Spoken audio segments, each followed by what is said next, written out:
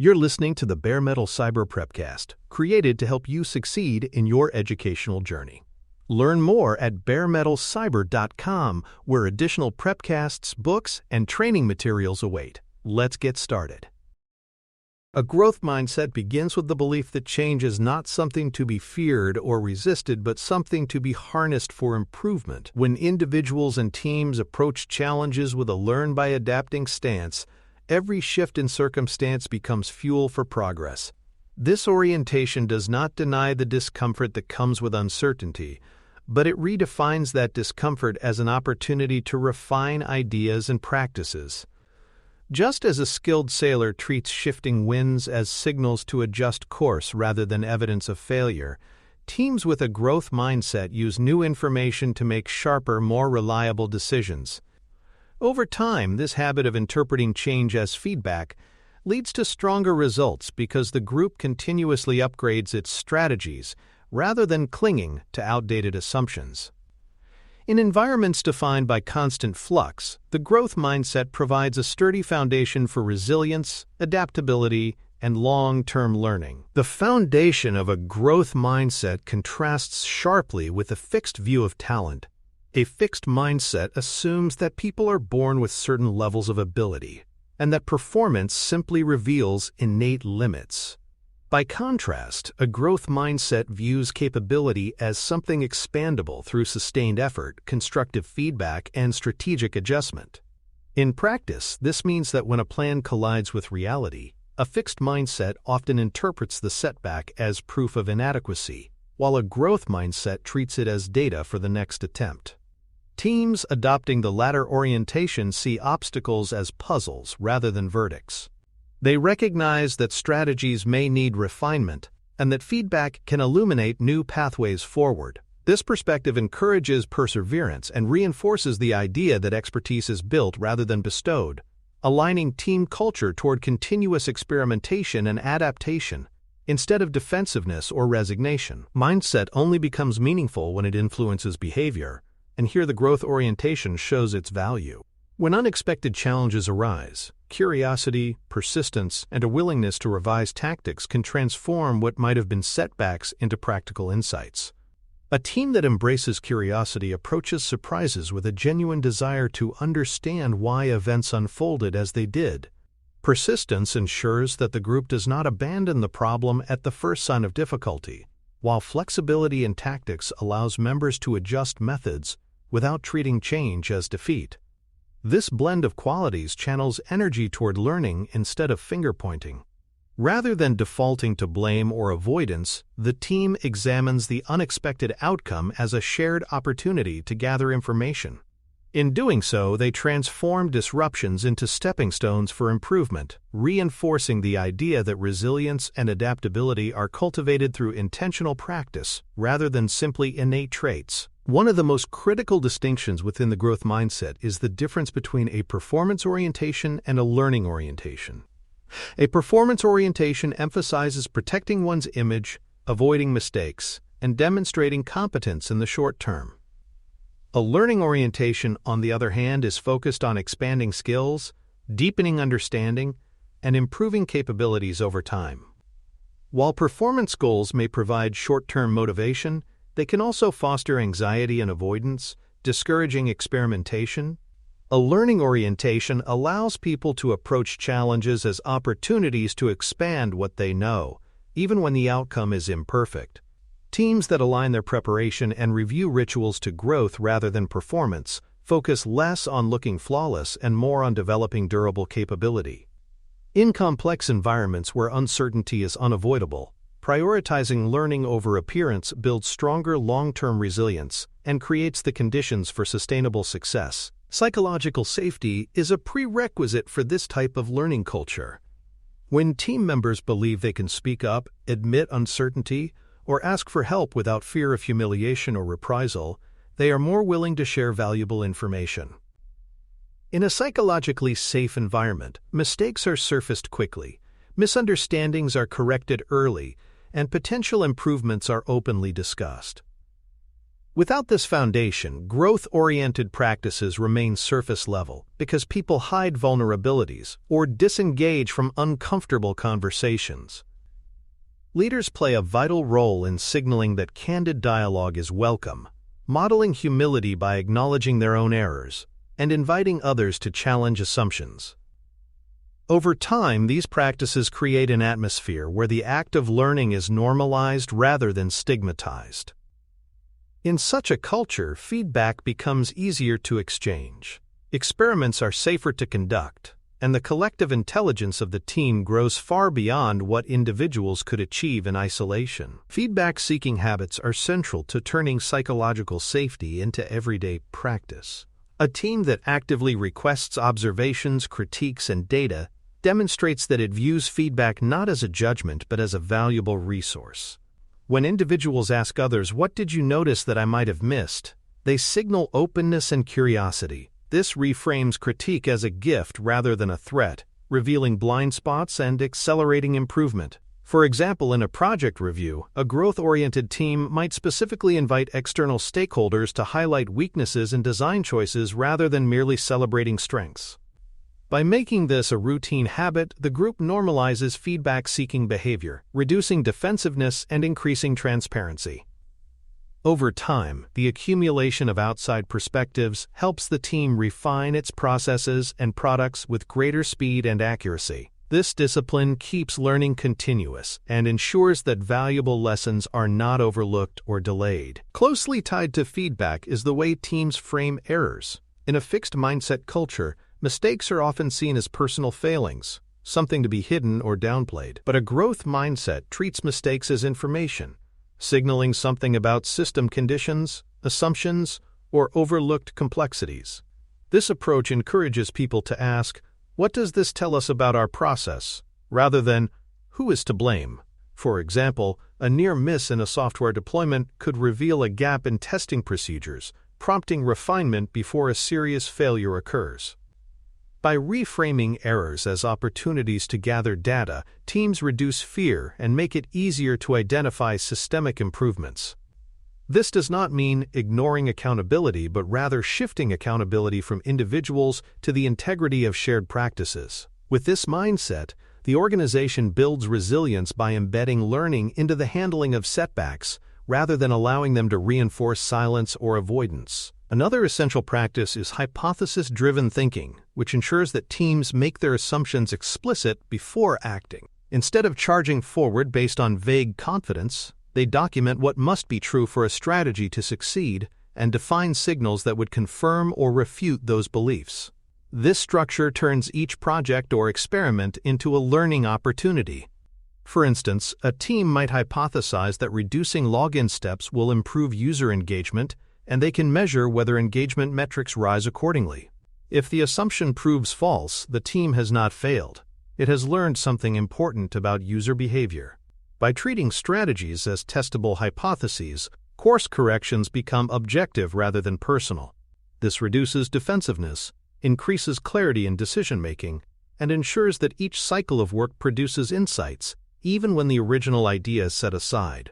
In this way, hypothesis-driven thinking makes adaptation a natural and continuous process. Working in thin slices and short cycles further strengthens this adaptive capacity. When teams design their work as small, testable increments rather than large, risky undertakings, they create more opportunities for safe learning. Each short cycle provides a chance to test assumptions, gather feedback, and adjust course before too much has been invested. This approach mirrors the difference between making many small bets versus placing everything on a single roll of the dice. While any individual experiment may not succeed, the cumulative learning from multiple short cycles compounds quickly. For example, software teams practicing agile delivery release small features frequently, learning from user reactions rather than waiting months to test their assumptions. This rhythm of rapid iteration ensures that surprises are discovered earlier and at lower cost, reducing the risk of catastrophic failure and steadily improving the accuracy of the team's judgment over time. Reflection provides the bridge between action and improvement, and disciplined reflection makes learning stick. Without it, the cycle of effort risks becoming a series of disconnected attempts. Structured reflection means deliberately asking what was tried, what happened, and what should be attempted next. Teams that build this discipline into their cadence ensure that each round of work contributes to cumulative knowledge rather than starting from scratch each time. For example, conducting a brief review at the end of every project milestone allows insights to be documented and carried forward into the next stage. Over time, reflection not only consolidates lessons learned, but also sharpens a team's ability to recognize patterns, anticipate risks, and adapt strategies with increasing precision. In this way, reflection is not a luxury, but an essential practice that transforms activity into compounded expertise. Pursuing mastery goals helps ensure that learning is not reduced to raw output or simplistic measures of productivity. Mastery goals focus on developing deep understanding and improving skills, even when those improvements do not immediately translate into external recognition. In a technical environment, this might mean emphasizing how well developers understand complex system interactions rather than how many lines of code they produce. By shifting attention toward durable capability, mastery goals align better with long-term effectiveness in uncertain domains. This contrasts with performance metrics that often emphasize quantity over quality. When mastery becomes the guiding principle, individuals and teams are more willing to take on difficult challenges, persist through setbacks, and refine their methods.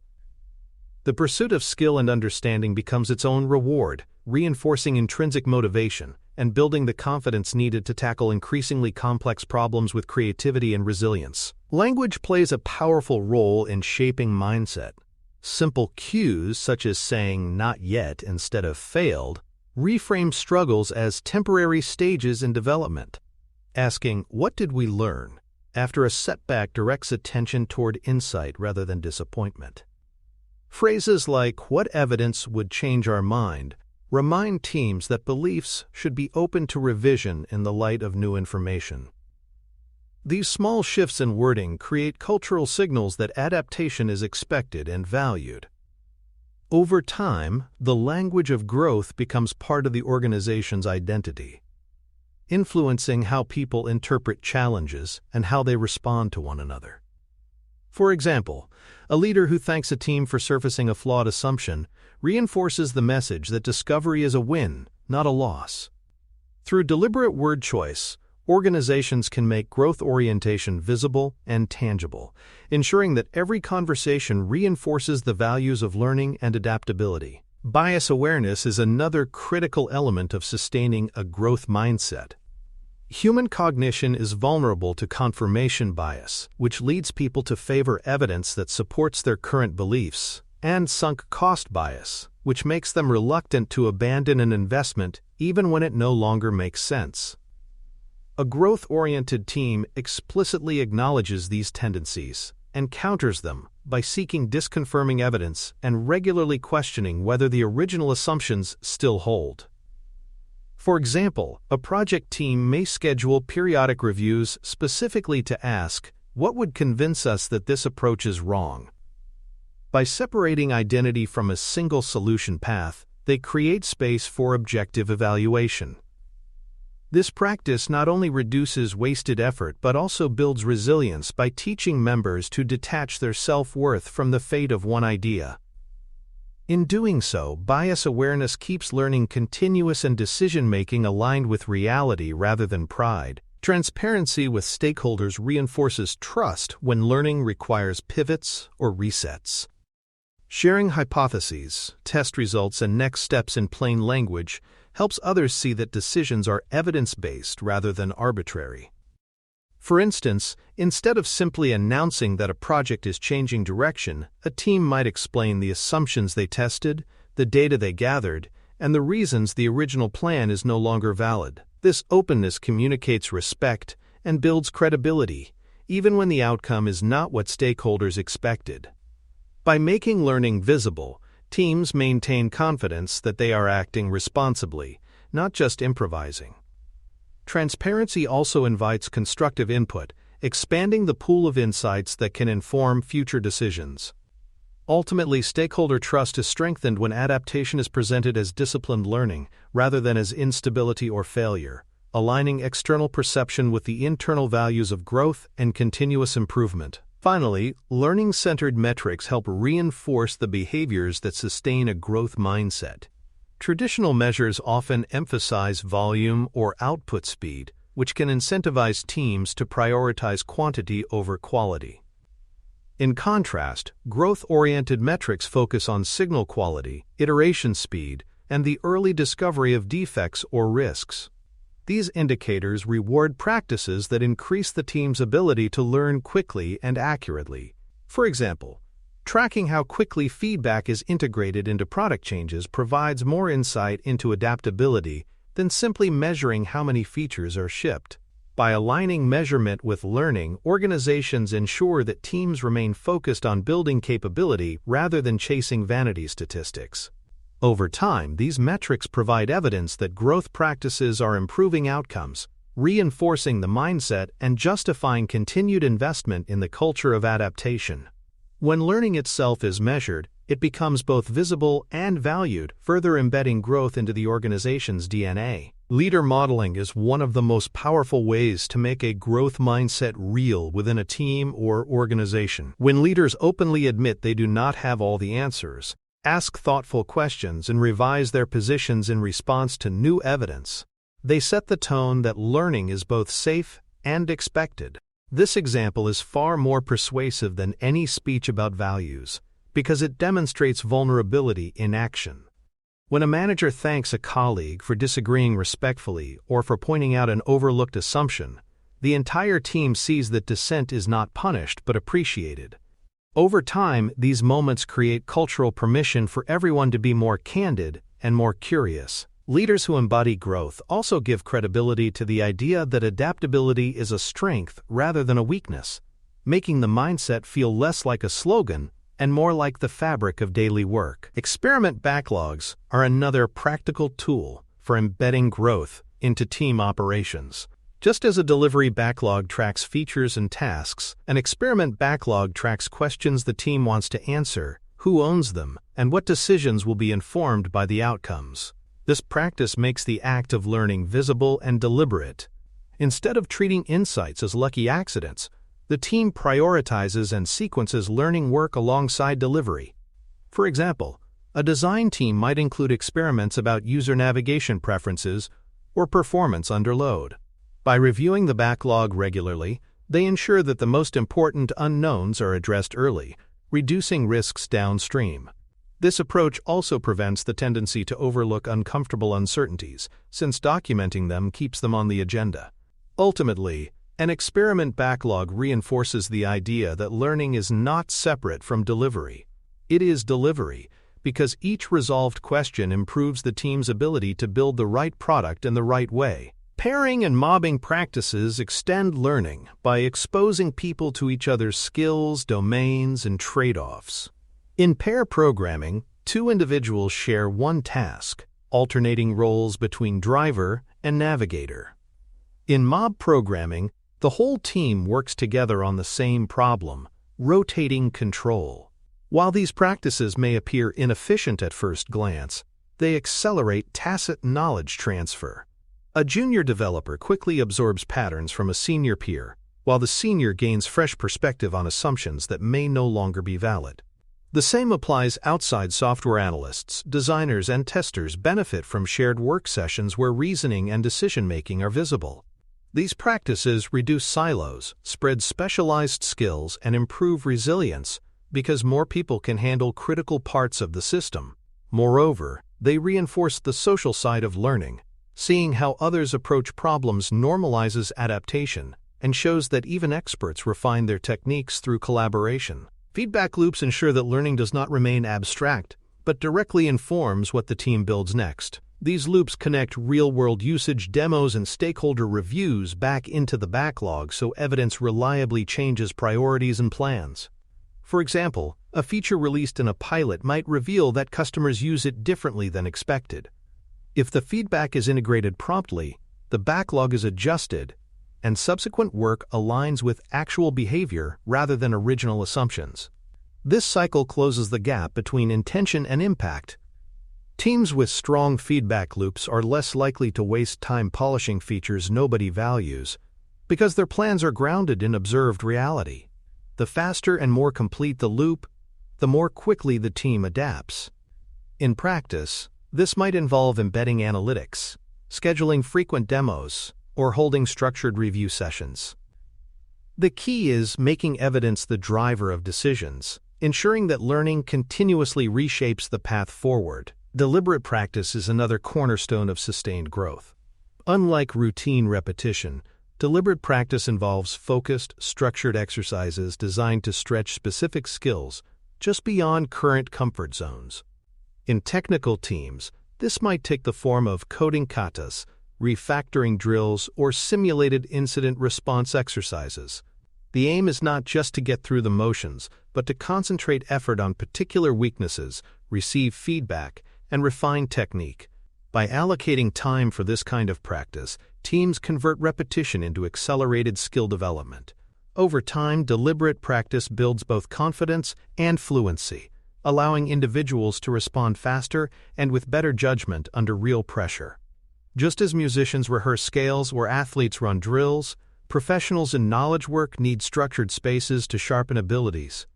A growth mindset embraces this approach, recognizing that mastery is not achieved by accident, but cultivated through purposeful, repeated engagement with challenging material. Assumption reviews provide a systematic way of keeping learning honest.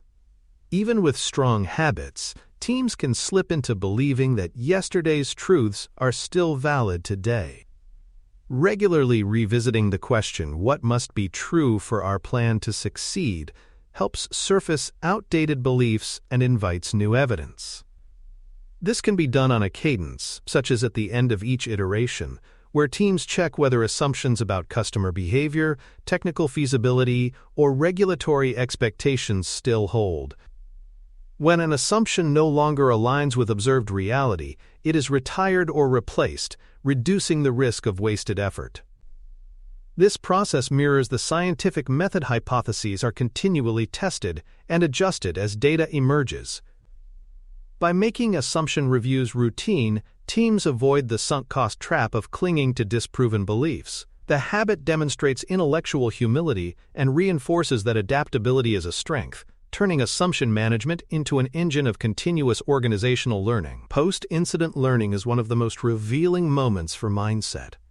When outages or defects occur, the temptation is often to search for a scapegoat. A growth-oriented team resists this, and instead treats the event as a system-level inquiry. They ask not who failed, but what conditions contributed to the outcome, and what specific, testable improvements can prevent recurrence. This might involve blameless postmortems, structured root cause analysis, and tracking follow-up experiments. The emphasis shifts from punishment to prevention, from guilt to growth. By framing incidents as opportunities to strengthen resilience, teams unlock rich insights that would otherwise remain hidden under defensive silence. For example, a server crash could reveal monitoring gaps, outdated assumptions about capacity, or unclear escalation protocols. Each insight becomes a new hypothesis to test, closing vulnerabilities and building robustness. In this way, setbacks become accelerators of maturity, proving that even disruption can serve as a powerful teacher. Hiring and onboarding are pivotal moments where growth mindset values can either be reinforced or undermined. Organizations that prioritize indicators such as coachability, curiosity, and reflective writing bring in people who naturally align with learning norms. Instead of focusing solely on technical prowess, they evaluate how candidates approach feedback, adapt to new information, and engage with uncertainty. During onboarding, new members are introduced not just to tools and processes, but also to rituals of reflection, experimentation, and feedback seeking. By doing this from day one, the organization signals that growth is the default expectation. A new employee who experiences early encouragement to ask questions, document lessons, and share reflections learns that adaptation is rewarded rather than discouraged. Over time, this approach ensures that the culture is self-reinforcing, Each new hire strengthens the commitment to continuous learning and sustains the collective mindset that change is an opportunity. Recognition systems play an essential role in reinforcing growth-oriented behaviors. If rewards are tied only to flawless outcomes, teams will naturally shy away from risk and experimentation. By contrast, when organizations recognize efforts to test bold ideas, honestly report results, and pivot effectively, they keep incentives aligned with truth-seeking rather than perfectionism. For example, a team that cancels a project early after disconfirming a critical assumption may have saved the company significant time and resources. Celebrating that decision signals that learning matters more than cosmetic success. Public praise for individuals who share failures transparently or who shift direction based on new data helps normalize these behaviors. Recognition can take many forms: peer acknowledgments, leadership shout-outs, or structured awards, but the principle is consistent: celebrate the act of disciplined learning. When recognition is structured this way, it strengthens psychological safety and embeds the growth mindset deeply into organizational routines. Remote-friendly learning is increasingly vital as distributed work becomes the norm. Practices such as written retrospectives, recorded demos, and asynchronous critiques ensure that insights do not depend solely on synchronous meetings. This inclusivity allows voices from different time zones or work patterns to contribute meaningfully. Moreover, written artifacts create a permanent record of lessons that can be revisited later, supporting knowledge transfer when team members change. For example, a remote design review documented in a shared workspace allows new members to see the reasoning behind decisions months later. Recorded sessions also let individuals reflect at their own pace, encouraging deeper contributions. By making learning accessible across distance and time, organizations ensure that distributed teams are not disadvantaged in their ability to grow. In fact, these practices often enhance quality, since written and recorded reflections are more detailed and durable than fleeting conversations, creating a richer library of organizational learning. Knowledge repositories serve as the long-term memory of a growth-oriented organization. While retrospectives and reviews generate valuable insights, these lessons are easily lost if not captured systematically. By storing hypotheses, test designs, outcomes, and decisions in searchable, structured repositories, teams prevent the costly reinvention of knowledge when people move on. This could take the form of internal wikis, curated databases, or even structured experiment logs. The goal is to make learning discoverable and reusable. For example, a repository might contain past experiments showing why a certain architectural approach failed under scale, saving future teams from repeating the mistake. This practice also reinforces transparency, allowing stakeholders to trace the reasoning behind shifts in strategy. Knowledge repositories transform learning from an ephemeral event into an enduring asset, ensuring that the organization's collective intelligence compounds over time rather than dissipating with staff turnover or project transitions. Anti-pattern remediation addresses the cultural habits that undermine growth. Common pitfalls include perfectionism, where people delay sharing work until it is flawless; blame culture, where mistakes are hidden to avoid punishment; and hero culture, where only a few individuals are relied upon to solve crises. These patterns create fear, limit experimentation, and discourage collaboration. A growth mindset counters them with structural guardrails. For example, a clear definition of done prevents endless polish by setting realistic completion standards. Working in small batches reduces the fear of failure by lowering the stakes of each release.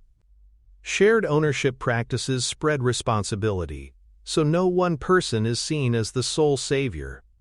By intentionally designing against these anti-patterns, teams reduce reactivity and replace fear with confidence.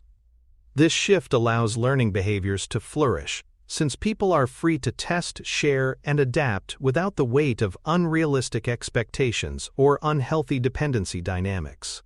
Health indicators provide evidence that growth habits are working. Rather than relying on output metrics alone, Teams monitor signals such as participation equity in reviews, the rate of idea replacement, and the average time to insight after experiments.